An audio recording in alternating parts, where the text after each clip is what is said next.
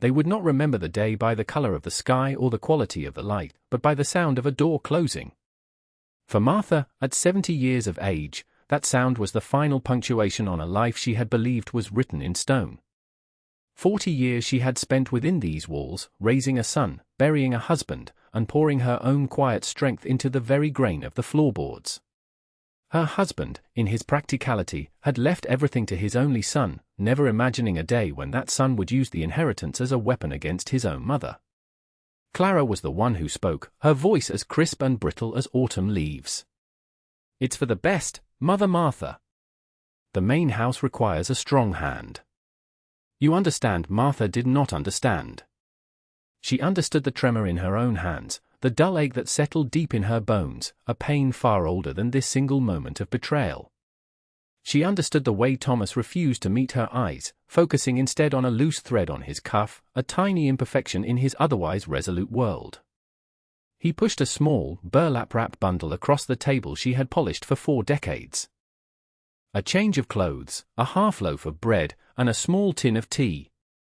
The severance for a lifetime of devotion. "The old line shack at the edge of the woods is empty," Thomas mumbled, his voice rough.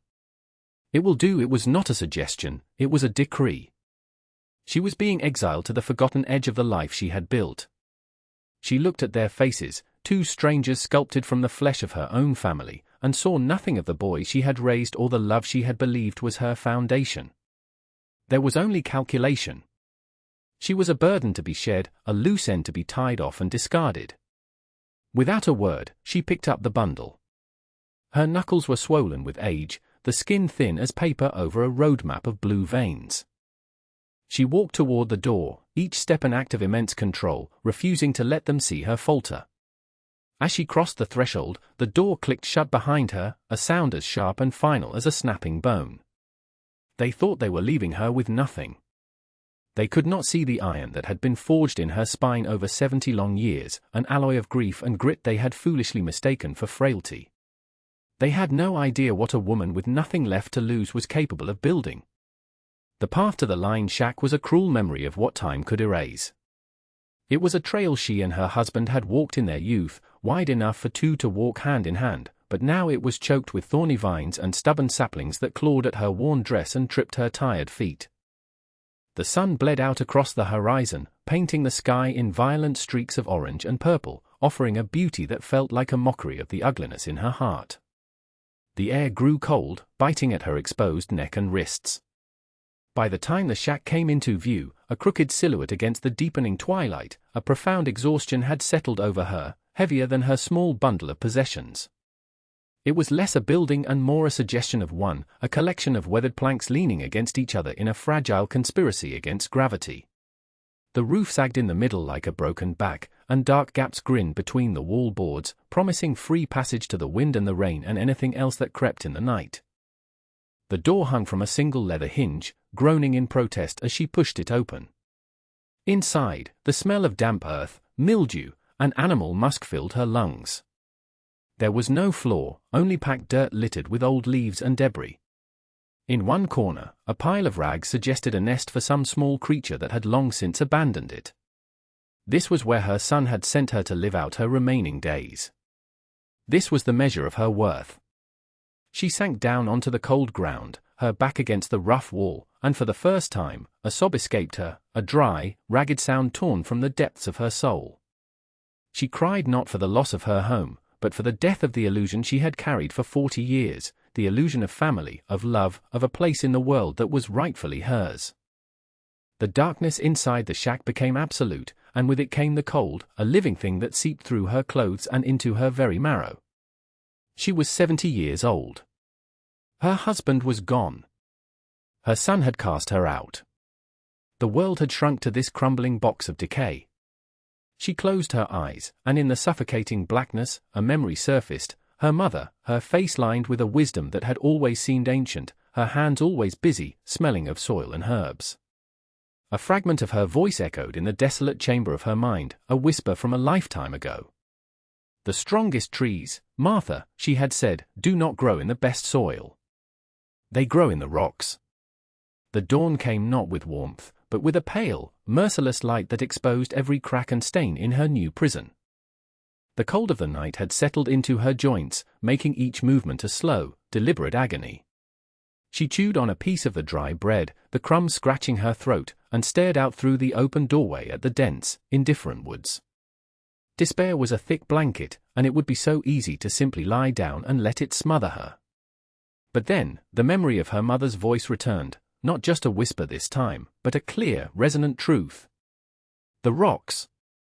She had been planted in the rocks. She forced herself to her feet, her body screaming in protest, and stepped out into the morning chill. Her mother had loved these woods. She had known the name of every plant, the call of every bird. And she had had a place, a secret place, somewhere back in the deep timber, a place only she ever went. Martha had been a child then, full of a child's self-importance, and had paid little mind to her mother's solitary wanderings. But now, the memory was a beacon. She started walking, pushing past the grasping branches that fringed the clearing around the shack. There was no path, not anymore, but she moved with a strange, instinctual certainty, as if her feet remembered a way her mind had forgotten. She followed the gentle slope of the land, her eye scanning the forest floor, looking for a sign, an unusually shaped stone, a lightning-scarred oak her mother had once pointed out to her. For over an hour, she searched, the hope that had propelled her beginning to fray. The woods were just woods, vast and anonymous. She was about to turn back, the cold despair returning, when she saw it. A thick wall of ancient ivy, greener than the surrounding foliage, clung to the side of a small rise. It looked unnatural, too uniform. Her heart began to beat a little faster. She pulled at the thick, woody vines, her old hands struggling against their stubborn grip. They tore at her skin, but she persisted, driven by a force she didn't understand. And then she saw it. Beneath the curtain of green was wood.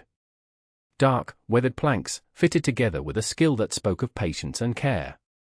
It was a door. And on the door was a heavy, iron lock, its surface a solid crust of rust. This was it. This was her mother's place. A wave of emotion, so powerful it almost buckled her knees, washed over her. It was a feeling of homecoming, of finding a part of herself she never knew was lost. She had no key, but that didn't matter. She looked around, her eyes landing on a heavy, jagged rock. She had been planted in the rocks, and now, the rocks would give her the key. The lock was a stubborn guardian of the past. Martha lifted the heavy stone, her arms straining with the effort, and brought it down against the rusted iron. The sound was a dull thud, a dead sound that was swallowed by the surrounding trees. Nothing happened. She struck it again, and again, a grunt of exertion escaping her lips with each blow. Sweat beaded on her brow, mixing with the dirt and grime. Her breath came in ragged gasps. The pain in her shoulders was a hot fire, and her hands, scraped raw by the ivy, began to bleed. But she did not stop. With every strike, she was not just breaking a lock, she was breaking the shackles of her grief, the chains of her son's betrayal, the cold prison of her own despair. This was a fight, her first real fight in a lifetime of quiet acquiescence, and she would not lose. The sun climbed higher, dappling the forest floor with light, and still she worked, a grim, solitary figure fueled by a 70-year-old rage that was finally finding its voice. There was a sharp crack, not of the lock, but of the wood around the hasp. A splintered seam appeared. She dropped the rock and wedged her raw fingers into the crack, pulling with all her remaining strength. The wood groaned, fibers tearing, nails screeching as they were wrenched from their decades-long slumber. With a final, shuddering tear, the hasp ripped free. The door swung inward into a gulf of blackness. For a moment, she just stood there, panting, leaning against the door frame for support.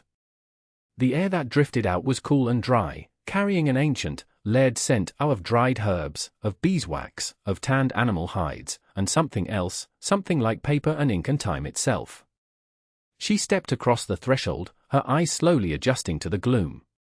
It was not a large space, but it was meticulously organized. Light filtered in from a small, cleverly hidden aperture near the roof, illuminating a world her mother had built in secret.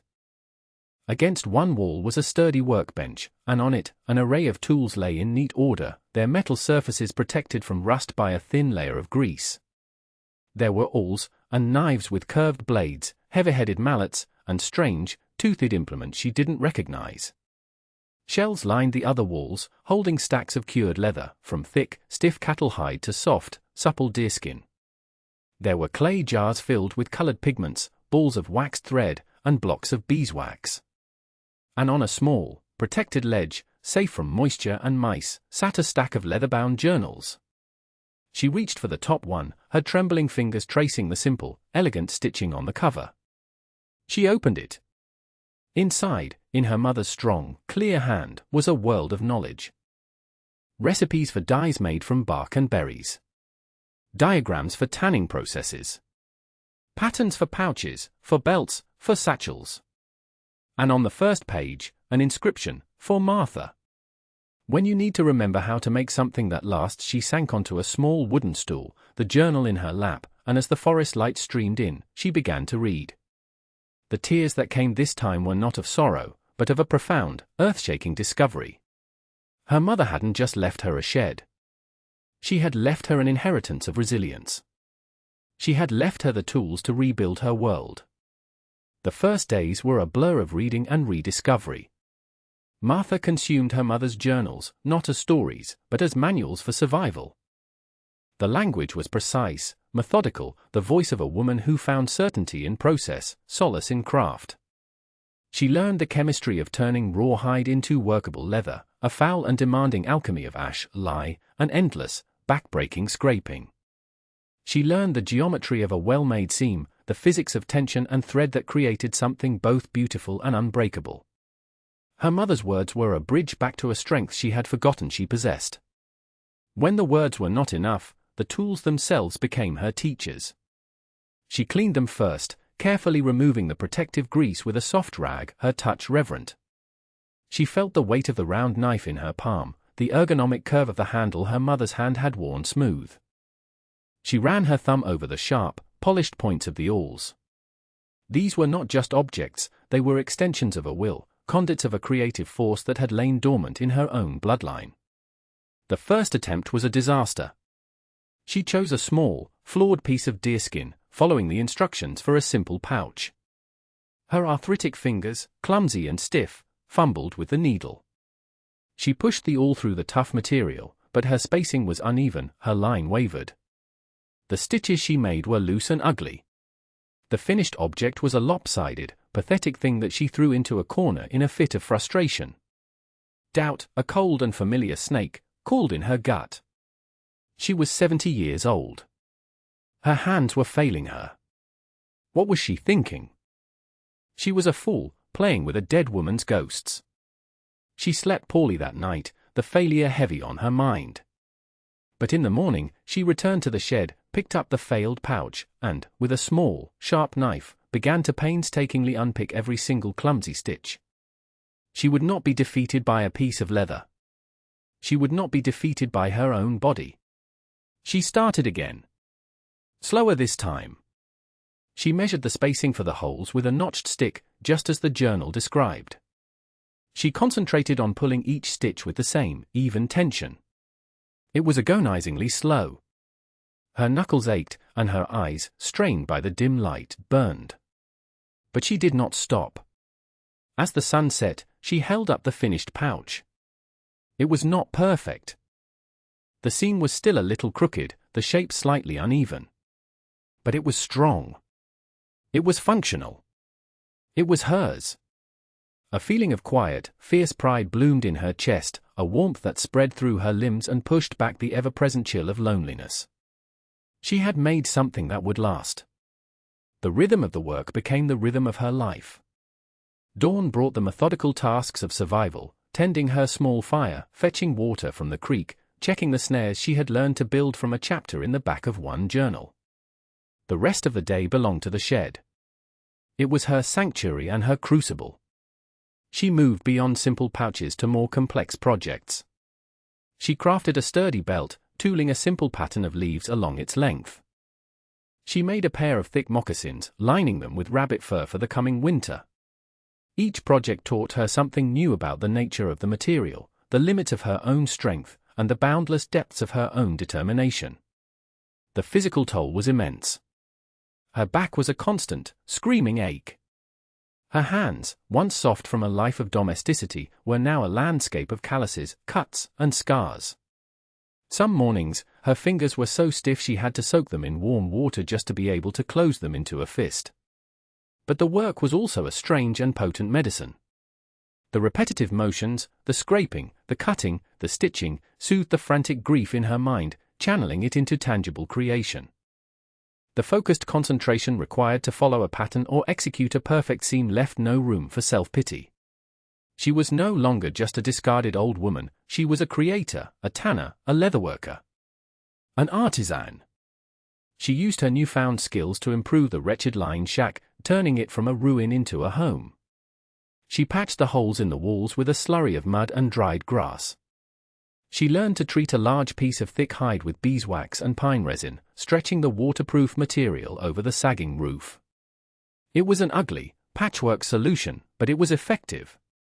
When the first autumn rains came, she sat inside, dry and warm by her small fire, listening to the water drum against her handiwork, and felt a security she hadn't known since her husband died. One day, a traveling tinker, a wiry man with a kind face named Ben, stumbled upon her small clearing, drawn by the thin plume of smoke from her chimney. He stared at her, then at the repaired shack, then at the satchel she was in the middle of stitching. He looked at the quality of the hide, the evenness of the seams. He offered to trade. For 2 finished pouches and a belt, he gave her a sack of flour, a small keg of salted pork, a new knife, and a block of salt. He did not ask her story. He simply looked at her work and saw its value. As he left, he turned back. "I pass through these parts every few months," he said. "I will buy more, if you make it." It was the first time in a year that someone had looked at her and seen not a burden, but an asset. The world had noticed. Word traveled in the slow, meandering way of the frontier, carried in the saddlebags of tinkers and the conversations of hunters who strayed from the beaten path. The stories were of an old woman living alone in the deep woods, a recluse who worked miracles with leather. At first, the tales were dismissed as campfire exaggerations. But then the proof began to appear in the nearby town of Redemption, a belt of unparalleled sturdiness, a satchel that was both beautiful and utterly weatherproof, bought from the tinker Ben on his regular route. Dr. Samuel Finch was a man of science and pragmatism, and he put little stock in rumors. But he had known Martha and her late husband for 30 years. He had delivered their son, Thomas. And he had been quietly troubled when he heard that Thomas and his new wife had moved into the main house, and that Martha was no longer seen at the town market. He worried she had passed on, alone and forgotten. When Ben the tinker showed him a journal cover he had gotten from the hermit woman, a piece of leather so finely worked it felt like silk, with stitching as precise as a surgeon's, he knew. There was only one person with the patience for such work. Saddling his horse, he rode out from town, a bottle of liniment and a jar of beef broth in his bags, expecting to find Martha wasting away in the derelict line shack he knew sat at the edge of her family's old property. He found the path to the shack was now clear and well-trodden. The shack itself, while still humble, was no longer a ruin. The roof was sound, the walls chinked against the wind, and a neat stack of firewood stood by the door.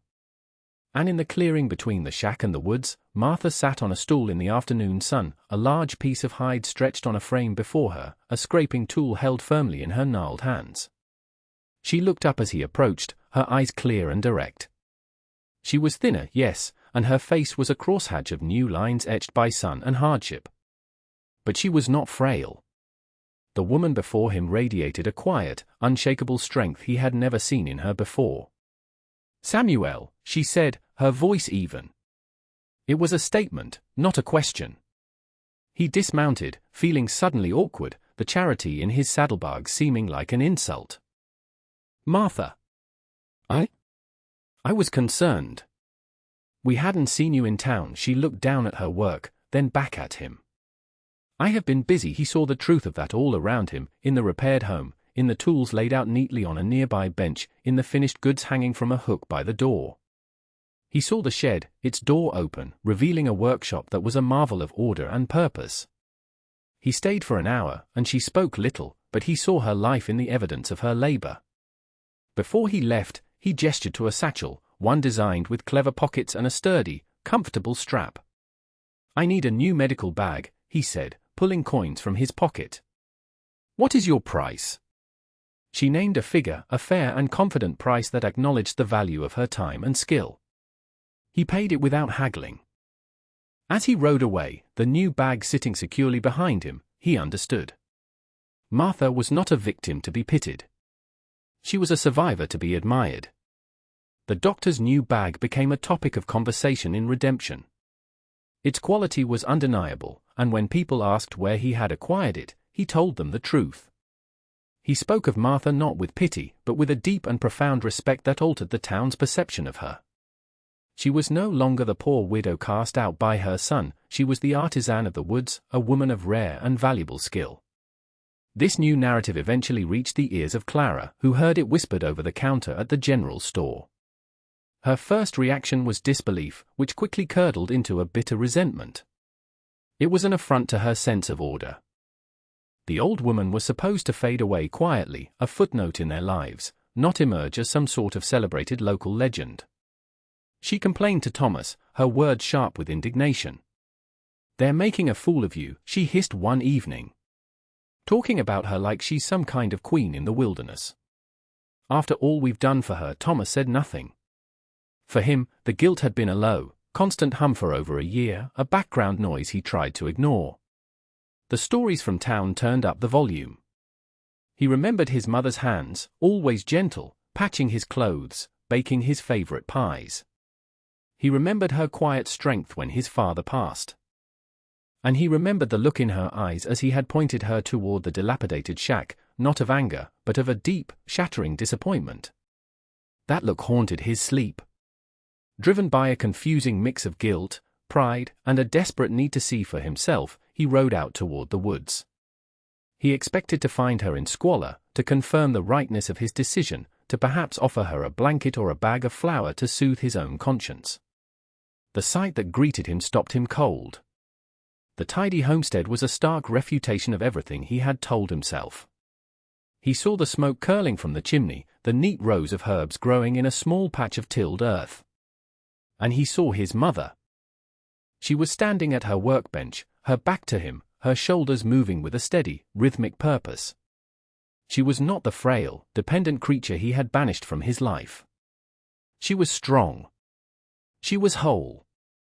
She turned, sensing his presence, and her face was calm, her eyes holding no trace of the brokenness he had expected to see. "Thomas," she said. Her voice was not accusatory, just observant. He stumbled forward, dismounting, the words he had prepared dying in his throat. "Mother." I came to see if you were in need of anything." The absurdity of the question hung in the air between them. She looked down at her scarred, capable hands, then at the workshop filled with the tools of her trade, and then at the small, solid home she had rebuilt from a ruin. Her gaze finally returned to him, steady and clear. "I have everything I need." The three simple words dismantled him. They were not spoken with malice, but with a profound and unshakable truth that left no room for his pity or his guilt. He was the one who was in need. He had a house, but she had a home. He had the law, but she had a purpose. He had cast her out, but she had found her freedom. Thomas rode back to his farm a diminished man. The brief, quiet encounter with his mother had held up a mirror, and he did not like the reflection. He saw a man who had traded his humanity for a deed, a man who had mistaken cruelty for strength. His wife Clara's bitter complaints about his mother now sounded hollow and petty. The foundation of their shared decision had cracked, and a cold distance began to grow between them. The world, it seemed, was beating a path to the very door they had locked their mother out of. After the doctor, others came. A rancher who needed sturdy saddlebags. A surveyor who commissioned a case for his delicate instruments. A young woman named Anne, recently widowed and adrift in her own sea of grief, came not to buy, but to watch. She had heard the stories, and she was drawn not just to the craft, but to the quiet dignity of the woman who practiced it. for days, and would appear at the edge of the clearing at sunrise and sit on a fallen log, silent and observant, until dusk. Martha, at first, ignored her. The solitude she had cultivated was a protective shell, and she was reluctant to let anyone inside. But there was a familiar sorrow in the young woman's posture that resonated with her own past. She saw a reflection of the woman she had been on that first, terrible night in the shack. One afternoon, without a word, Martha gestured with her head toward a freshly scraped skin that needed to be softened. It was a grueling, repetitive task, rubbing the hide over a smooth wooden post for hours on end. It was an invitation and a test.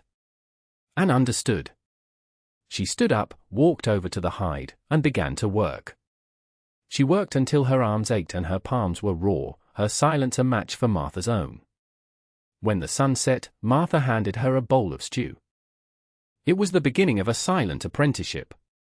Anne returned every day, learning not through spoken lessons, but through shared labor. She learned the feel of a properly cured hide, the unique smell of the different barks used for tanning, the patient rhythm of a needle pulling wax thread through leather. In their shared quiet, a powerful bond began to form. Martha was no longer alone in her sanctuary. She was passing on her mother's legacy, not just of skill, but of survival. The shed was becoming more than a workshop.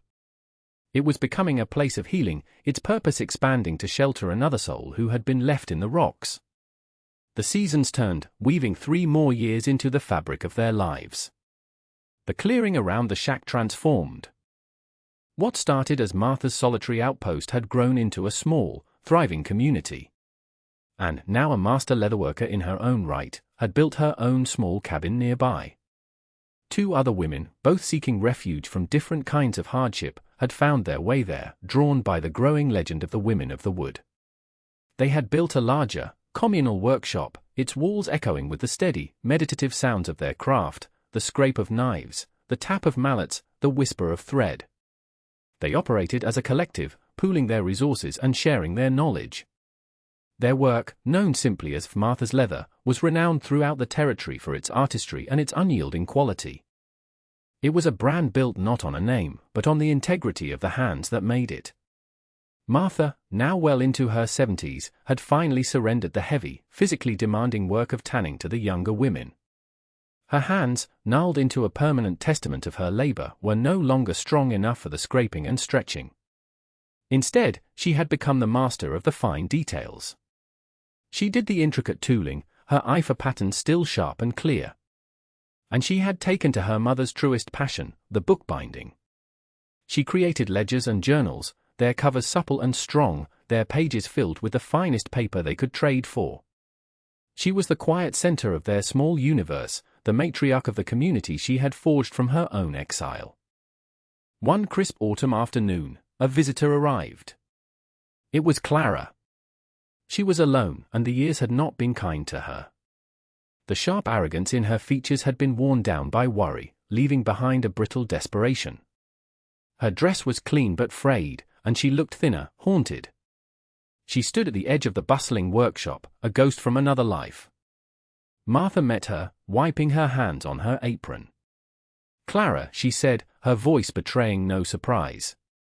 Clara's eyes darted around, taking in the evidence of their success, the stacks of finished goods ready for the tinker, the well-tended garden, the contented focus on the faces of the other women.